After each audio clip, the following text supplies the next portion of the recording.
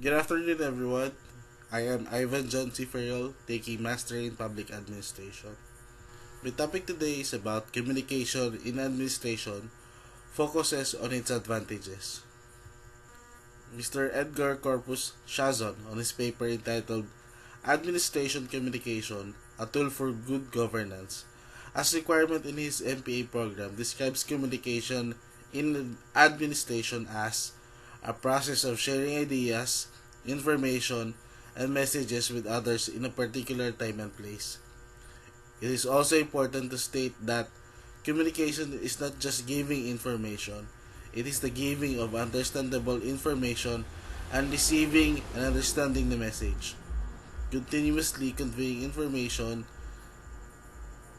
ideas, attitudes, and feelings among individuals and among groups of individuals is an important communication tool. It is understood that communication is a critical mechanism in administration. One cannot survive without communication. It can be branded as oxygen, which is needed for the organization to work. The presentation will be based on the paper of Edgar Corpusazon, Fred C. Lunenberg, an article from bizfluent.com. So, what are the advantages of communication administration? But let us further discuss what communication is.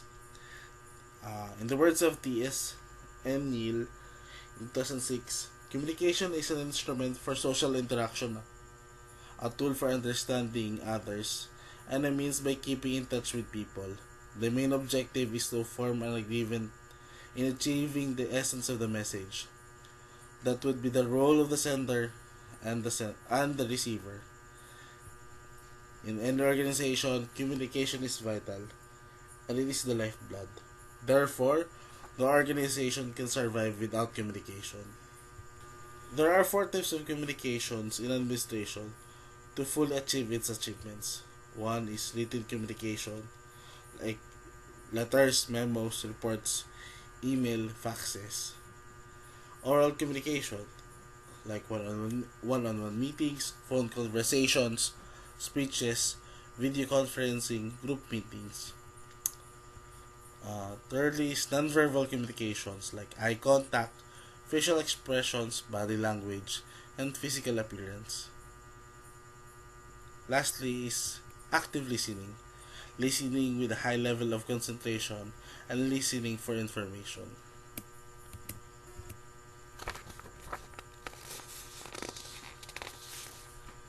The advantages of communication and administration will be based on an article from BizFluent.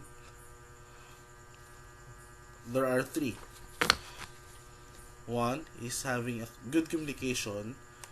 Good communication promotes understanding. It removes the guesswork from any message. When information or ideas effectively communicated, audiences don't question the meaning or reasoning. When you communicate early, it's easier to get your message across and make sure you're on the same page with your audience. For example, if you're discussing a new project with your employees, you want to ensure they understand your instructions and expectations. Pinpoint the key aspects. Summarize at the end of the meeting and encourage employees to ask for further clarification if necessary. Number two is read emotional cues. People find themselves in stressful situations all the time. Meeting with a boss, handling an aggressive salesman, or dealing with a mechanic are few examples of daily interactions that can create stress. Paying attention to sensory cues and clearly conveying desires and needs may occur naturally, but these skills can be improved with practice and self-awareness. For example, if you're making a speech and the audience seems bored or disengaged, you can use humor or make a powerful statement to draw their attention. Pay attention to their body language and tailor your speech accordingly. Lastly, build and maintain relationships. Personal relationships rely on effective communication in every way. Good communication in relationship reduces conflict, build trust, and strengthen bonds. These are all strong advantages. To have an effective administration, several communist theorists like Cheney, Keaton, and Torish have gleaned 10 commandments of good communications. Let us discuss them one by one. 1. Clarify your ideas before communicating. Good communication requires good planning. Think through the message and consider who will be receiving or affected by message. Examine the true purpose of each communication. Ask yourself what you really want to accomplish. Is it to obtain information, initiate action, or influence someone's behavior? Then prepare your message to reflect the purpose. 3. Consider the total physical setting and social climate involved. Ask these questions. Is it within the office, work from home setup, field activity? What is the personal outlook of the receiver? What are their conditions and other related concerns? Consult with others in planning communication. That is to say, allow others to participate. 5. Be aware of the tone as well as the content of your message. The tone or voice, expression, body language, and receptivity to your receiver have tremendous impact on those you wish to reach. To take every opportunity to communicate something of help or value to the receiver. To be open and have willingness to help out. 7. Follow up your communications. Ask questions and encourage questions to learn if you have succeeded in expressing your true meaning and intentions.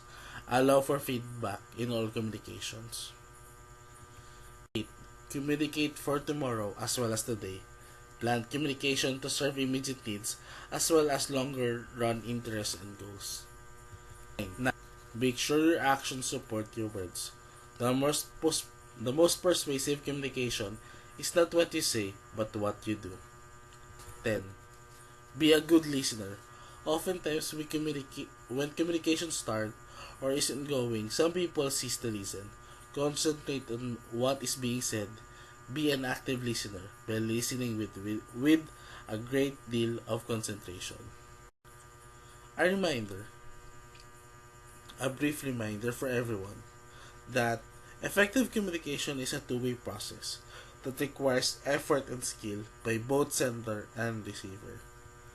As an end note, nature gave people 2 ears, but only one tongue, which is a gentle hint that they should listen more than they talk.